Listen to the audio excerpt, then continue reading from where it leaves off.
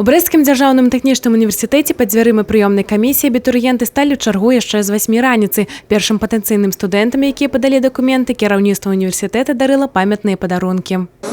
Для университета сегодня очень важный день. Мы сегодня открываем приемную кампанию. Пополняем наши ряды первокурсниками, которые должны с 1 сентября стать полноценными студентами по всем факультетам, которых у нас достаточно много.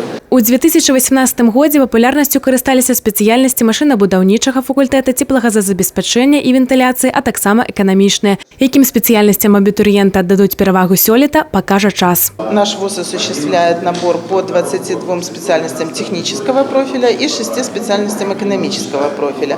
И при поступлении на дневную форму обучения необходимо аттестат или, другими словами говоря, документ об образовании, медицинская справка и 3 сертификата в зависимости от профиля. Абітурыенты вызначыліся з выбарам універсітэта і са спецыяльнасцю. Я подала заявку на строительный факультет, на архитектуру, потому что в последнее время я увлеклась рисованием, очень хотелось стать архитектором, потому что это очень интересная профессия, помогать людям, строить, проектировать, мне это нравится.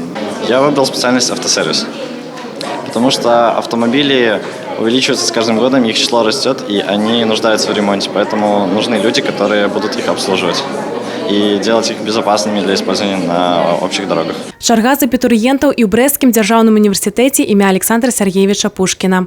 Я выбрал прикладную математику, потому что считаю, что это более перспективная специальность, поможет мне в дальнейшей карьере и, думаю, в дальнейшей жизни. В этом году новые специальности мы не открывали, но увеличивали количество бюджетных мест на те специальности, которые востребованы и которых не хватает.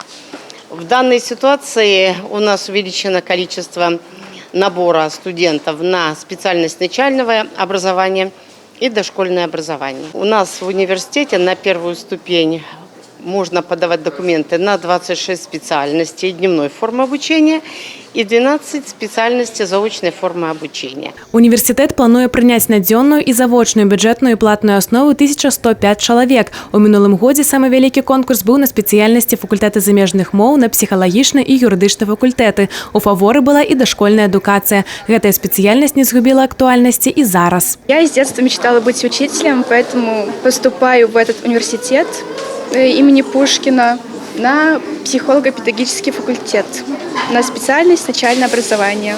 Прыём дакументаў ва універсітэты вобласці на дзённую форму навучання працягнецца да 17 ліпеня, на платную да 4 жніўня. Алеся Семановская, Роман Філюціч, тэлерадыёкампанія «Брэст».